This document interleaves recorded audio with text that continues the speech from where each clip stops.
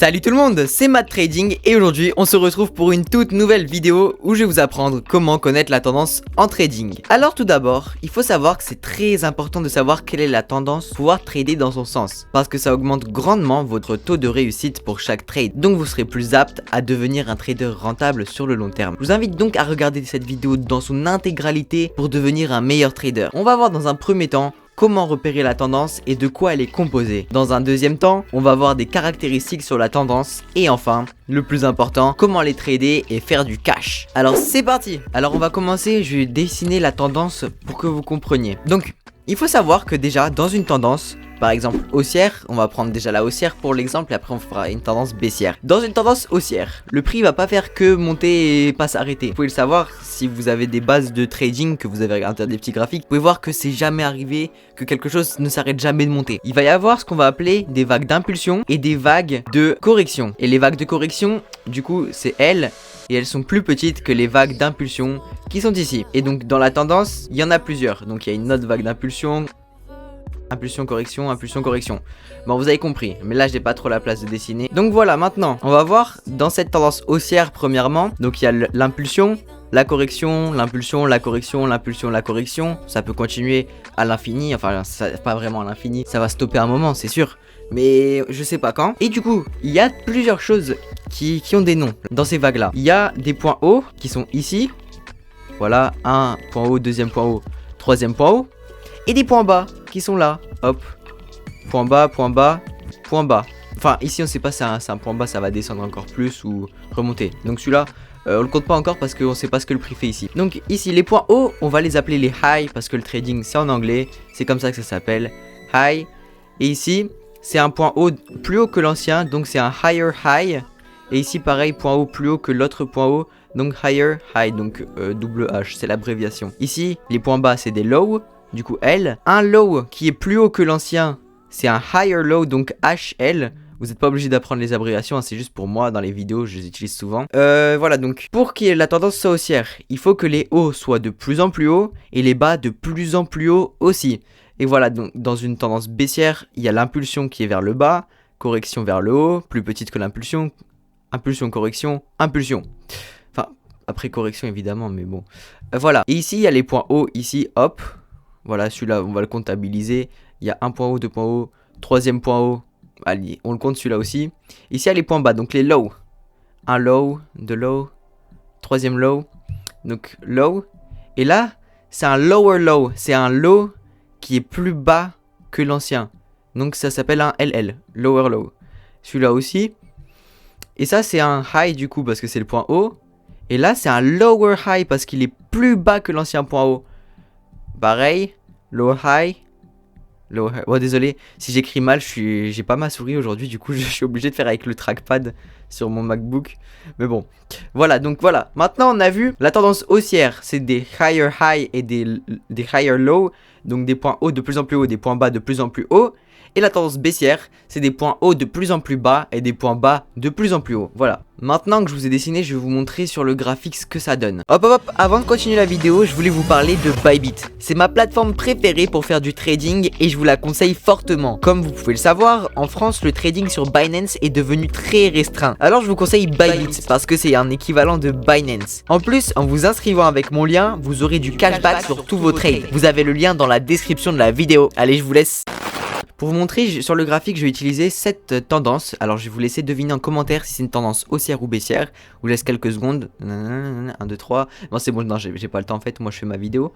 Bon, on va commencer. Pour commencer, on met les points bas et les points hauts. Vous faites comme vous voulez si vous commencez par les points bas. Moi, je vais placer mon premier point bas ici. Un point haut ici. Mon point bas, allez, ici. Un point haut. Point bas. Et point haut, il est caché par la barre d'outils. Du coup, j'ai un peu décalé. Hop là. Voilà. Donc, si on regarde ce point bas, le point bas d'après, il était plus haut. Le point bas d'après, il était aussi plus haut. Les points hauts. Le deuxième point haut était plus haut que le premier point haut. Et le troisième point haut était plus haut que le deuxième. Donc, Voilà, vous aurez pu le deviner. C'est une tendance haussière. Voilà, on va pas trop perdre de temps sur les graphiques parce que je voulais aussi vous parler de deux indicateurs qui peuvent vous aider à trouver la tendance et à calculer les vagues de correction. Donc le premier, on va parler du retracement Fibonacci. Mais je ferai une vidéo spécifique dessus parce qu'il y a plein de choses à dire. On va juste voir ce qu'on veut utiliser pour calculer la taille des retracements. Donc on va pas trop approfondir dessus, on va déjà voir ça. Donc pour l'activer, vous allez sur TradingView, c'est le site où je suis. Presque tout le monde l'utilise parce que c'est un des meilleurs, hein.